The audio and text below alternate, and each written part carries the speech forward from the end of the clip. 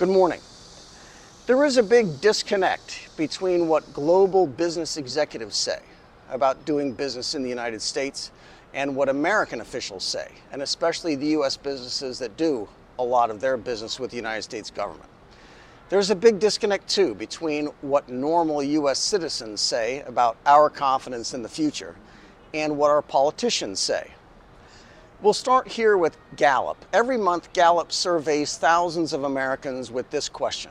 In general, are you satisfied or dissatisfied with the way things are going in the United States? This question is deliberately broad and vague. We can see the trend. 25 years ago or so, Americans would bounce around between 50% and 60% who were satisfied, generally, that things were going well in the United States. We're now stuck at around 20%. There is another survey called the Right Direction, Wrong Direction survey. Last month, only 24% of Americans say that the country is going in the right direction. Even for Americans who are making good incomes, 71% of voters who make over $100,000 a year say that the country is on the wrong track. And men and women actually agree in similar percentages. 65% of women and 66% of men say the country is going the wrong way. This is another survey that's conducted every year, and they ask thousands of global executives to rank countries based on competitiveness. Again, the question is somewhat vague. Just please rank the countries you do business in according to their competitiveness. In 2024, for the first time, the United States dropped out of the top 10. The United States was number one every year from 1997 through 2009. We were in the top 3 of this survey through 2017, and this year we dropped from 9th to 12th. The Information Technology and Innovation Foundation, 2 years ago, they did a nice piece about why our own surveys for competitiveness are wrong. The summary is here. The United States consistently ranks near the top of international competitiveness rankings. But these reports don't mean anything, and our policymakers have a false sense of security about how well things are going. Again, global business executives consider the United States to be falling behind other countries, and doing so quickly. But our own surveys do not show that, and the ITIF is explaining why. Key takeaways. The World Economic Forum and others always ranks the U.S. very highly in their surveys. But the indices don't really measure competitiveness at all, and they're biased toward the United States anyway. These reports are misleadingly positive, and so our leaders are complacent. If it's not broken, don't fix it.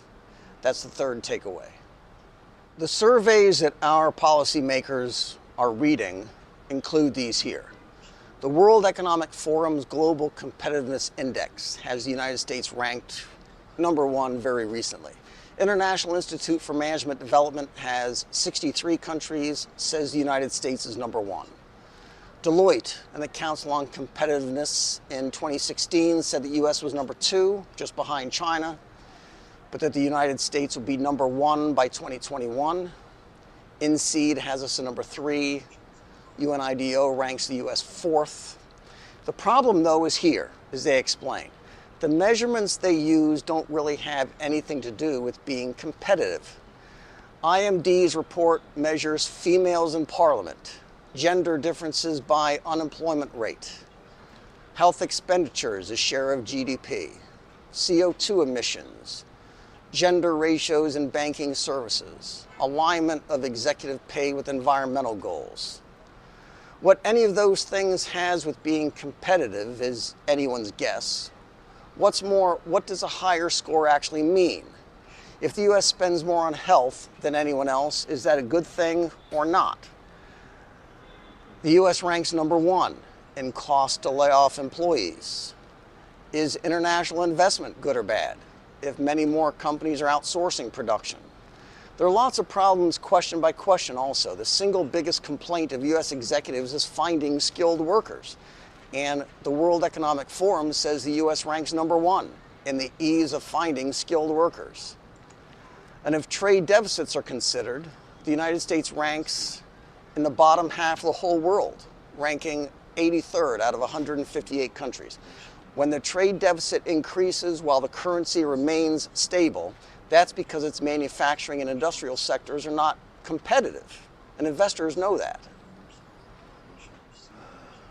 We know, and so do most foreign business executives, that our institutions now are performing very poorly, and American confidence in our institutions are at historic lows. Education, in particular, rated as very poor, especially compared with Asian countries who are also racing higher in the competitiveness rankings. In reading, the United States students rank number 24 in the world. In math, we're at 34. We're ranked 28 in science. STEM is science, technology, engineering, and math. And those are the kids who are going to be building the next century, just like they built the last one. In math, we rank number 26. Top 10 is Shanghai, China, Singapore, Hong Kong, Taiwan, Korea, Macau, Japan, and 3 small countries in Europe. In science, Vietnam even sneaks into the top 10 at number 8. The United States is at 28. That's the future. When global executives decide where the next factories are going to go, they pay close attention to the pipeline of talent that's in school right now. When most Americans and most Canadians and most Western Europeans could also say, when we have a clawing and deep-seated conviction that things are headed the wrong way, and we tell that to our pollsters, these 6,000 global business executives, they're seeing the same thing. It's not imagined. Republicans, Democrats, young, old, men, women, people making $100,000 and those just barely getting by. It's solid majorities who understand now that the U.S. is not only in decline, but that other countries are on the rise. Here's a survey of kids in China, the UK, and the United States. There's a simple question for them too. What do you want to be when you grow up? Chinese kids want to be astronauts. That's number 1. In the UK and in the US, the number 1 answer is YouTuber.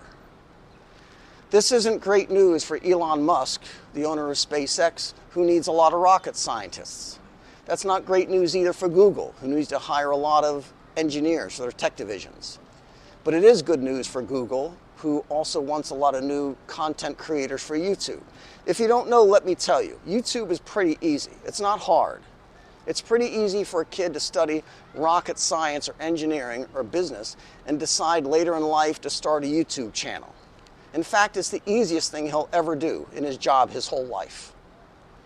But it would be hard for someone growing up learning how to make YouTube videos to then later decide to be a scientist or an engineer or a businessman. That would be hard. This is Chongqing, West China. Be good.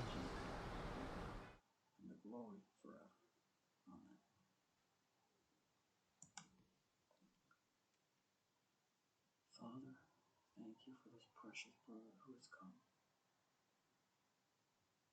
Thank you for making him a man.